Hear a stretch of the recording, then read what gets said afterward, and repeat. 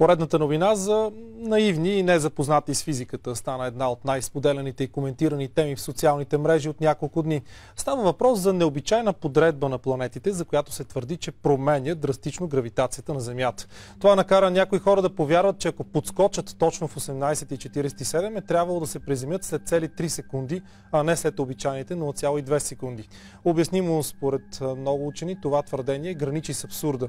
Още повече, че новина за подобно уникално събитие беше тиражирана и през миналата година. Вижте, гравитацията никога не може да изчезне. Гравитацията, това е свойството на пространството и времето в Вселената. Това се определя от материята. В Вселената няма празно пространство. А що се касае до това, тая глупост, която е мултиплицирана, значи вижте, това е теглото. Всеко тяло се привлича от Земята и то има определено тегло.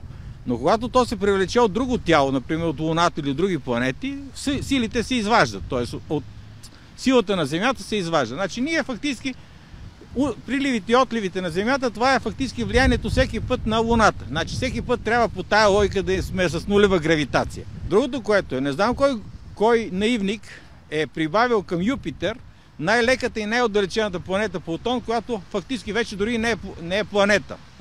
Значи това са абсолютни измишльотини, да го считаме за новогодишна шега.